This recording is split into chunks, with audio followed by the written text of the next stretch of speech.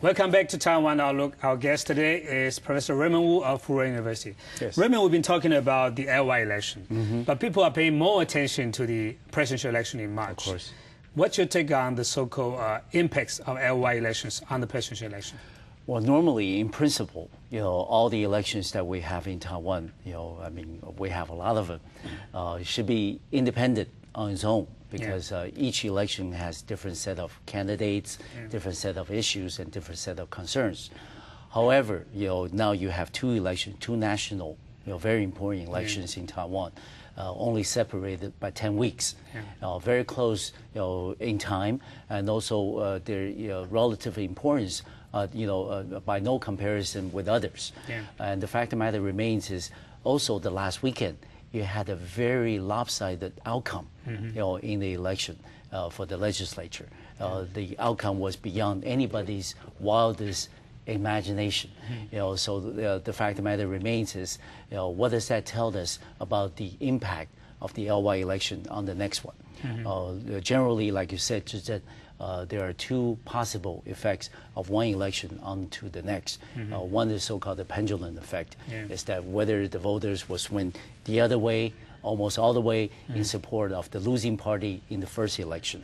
And the other is, there are many terms used, like what you said, the coattail effect, or a so-called the jumping on the bandwagon effect, or the domino effect. Or in Taiwan, watermelon effect. Yes, in Taiwanese, yes. But the fact of the matter remains is, I think, this time, because, the election outcome for the LY was so lopsided, was so one-sided in favor of the KMT. I think this gives a very clear message to the Green supporter, to the DPP supporters, that they need to come out and vote. If nothing else, they need to come out and vote on March 22nd. So the vote, the turnout for the presidential election, I can now give you a forecast, will be much higher than the 58%. I couldn't agree more. Yes, than the 58% that we saw for the LY election. But the conventional wisdom suggests that the higher the voters turn out, the better chance for the DPP to win this election. Do you buy that kind of argument? I don't necessarily think so. I think the DPP supporters are generally, more committed, if the overall conditions of, they are pretty much stable. But of course, this time we had a very sluggish economy, unstable relations with the U.S., and also cross-strait relations somewhat uneasy at this time. So all these factors, I think, attributed to the fact that a lot of the DPP supporters decided not to come out and vote. But I don't think that's going to be the case for March 22nd. Not only they're going to come out to vote for the presidential election, I think they will also come out to vote on the referendum, especially the one to join the United Nations under the name of Taiwan. And also the fact remains is, with the presidential election intensifying in the coming 10 weeks, that you're going to have both camps putting their best efforts forward to mobilize the masses, to energize them, to excite them, to make sure that they are involved, they are well-versed, informed of their party's position. And also, we are likely to see at least two, possibly more, presidential debates. And also there are ones sponsored by public television in Taiwan as well. So there will be occasions for the voters, for the general public, to see the two candidates, see the two parties or the two camps more clearly on issues, on policies, on possible directions and visions for this island. In the future, if they get elected. But let's talk about Feng Shui's camp. Apparently, he is in a very disadvantageous situation right now. But he assumed the chairpersonship. Yes. And he is his own, master now. What do you think that he has to do to, as you say, mobilize, energize, or charge his supporters? Yeah, I think that's a very good question, especially given the fact you only have about 68 days left, before the election.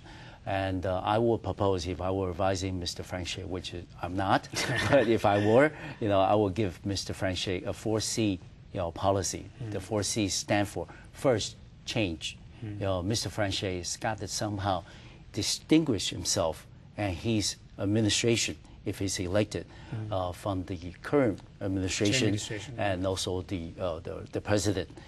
Some of the policies that Frank Hsieh holds dear to his heart are obviously very different from the president's, positions.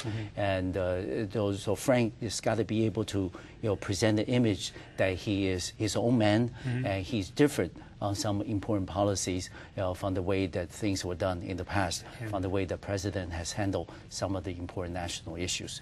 However, since Mr. Xi is part of the ruling party, that's right. He's got to be able to not only offer visions of change, but also some tangible, concrete results as part of the ruling party, that he can deliver on the visions, on the promises that he makes as changes for the future. But he was actually he was premier. Yes. Sometime in the future, in the past. How could he deliver a message that he's the one who can make changes? Well, I give you an example. We have Chinese New Year coming up.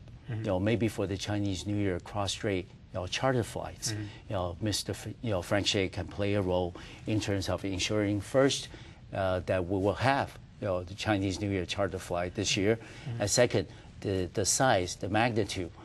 The 4 cities on the mainland and 2 cities in Taiwan, and 72 flights coming back and forth will not be downsized. Will stay the same. This is an indication that Mr. Frank Xi, at least on cross-strait policy, that he is different from the president, and he can move towards the middle of the spectrum. He's a centrist. He's moderate compared with the president. But the thing is, do you think that Beijing will be willing to give the credits to Frank Xi and to the DPP? Well, I think for Chinese New Year charter flight, that's possible because it's something not new. That's right. It happened in the last 2 years in succession. That's right. It should happen again this year. And this is something that benefits the people of Taiwan, especially for those who work on the mainland and their families will love to see them come back home for Chinese New Year. So I think that would be okay with Beijing, I hope. So the first C that I would recommend is change. And the second C is consistency. This is actually something applies to both Mr. Ma Ying-jeou as well as Mr. Frank Xi. As presidential hopefuls, candidates, they need to be consistent in their policy and positions on very, very important issues pertaining to Taiwan's future growth and development. You cannot speak one language and one position with one set of people and something completely different to another collection. But that's politician, right? The world is the same over. And the third is you need to have change, consistency, and you also have credibility. Credibility issue is very, very important. In Taiwan, you need to be able to restore the public's confidence, public's trust in our politicians. But also at the same time, you need to restore the trust of the allies, of important allies like Japan, like United States, and Southeast Asian countries. You need to let them realize that Taiwan can be good with Taiwan's words. We can follow through, implement our promises, and also we can be a constructive member, not a troublemaker. Troublemaker certainly is not here, maybe across the Taiwan Straits, but not us. Be a constructive member of the international community. We understand our rights, but also our obligations. And the fourth C is China. And China factor, of course, is always very important and something of a controversy in Taiwan. Because we now has been having these exchanges, at least in the non-political domain, with mainland China for the last 20 years. And in terms of commerce, in terms of education, civic exchanges, there's a lot of visits coming back and forth. And in terms of education as well, some of my former students are now getting their graduate degrees on the mainland. So the fact of the matter remains is that when it comes to China and when it comes to Taiwan identity issues, and that will come up in the presidential election, and that will be very important. And also how extensive are the candidates' position, how thorough are they in terms of if they get elected, they will manage the relations between Taiwan and China. So the four C's, and it's my recommendation to Mr. Xi. Thank you. But in terms of issues, what do you think will be the key issues for this election, presidential election? I can see two. First, I think the economy, the quality of life, will be a concern for the people. I think that was very clear very much reflected in the LY election that we just had last weekend. Yeah. I think quality of life in terms of the economy, the environment, education, social welfare, all these things. I think people are very much concerned. Yeah. And the second is so-called the national identity issue. Okay, I think after years of striving, both in terms of the political and the economic domain, Taiwan has truly become successful post-war development models for a lot of the third world countries to emulate. And because Taiwan has been successful in terms of democracy, in terms of economic vibration and the vitality the people has exhibited, I think that we need to be more ascertained about ourselves as to who we are, what we can be in the future internationally, as well as on issues that are very important to our own future. I think if you look at the history of Taiwan in the last 300-400 years, the most disappointing aspect is that the people of Taiwan have not been able to be the master of their own destiny. Yeah. And this is a tragic tragic part of Taiwan's history. It should not be repeated in the future. Yeah. I think if nothing else, no debates or controversy on the independence, unification issues, but the fact of the matter remains is I think the majority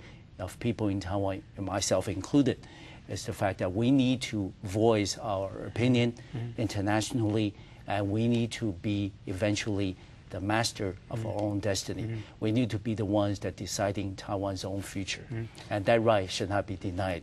And if we are able to retain that right, and the first and foremost step is that we need to have identity issue ascertained in Taiwan, that we are first and foremost Taiwanese, and then we need to be the master of our own destiny.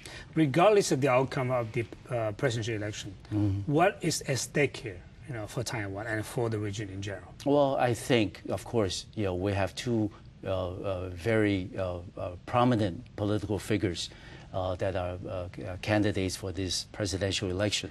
And they've each had a very distinguished career in public service.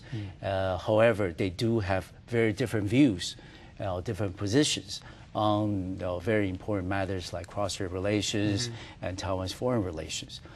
So when people decide on March 22nd, the next president, the president comes with a whole new set of different positions and issues that may have very different outcomes for Taiwan's future.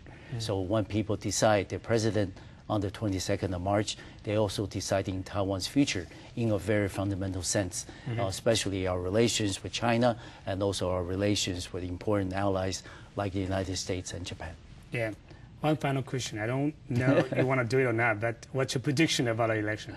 Well, I think that, as you know, being a political scientist is always risky to do any prediction.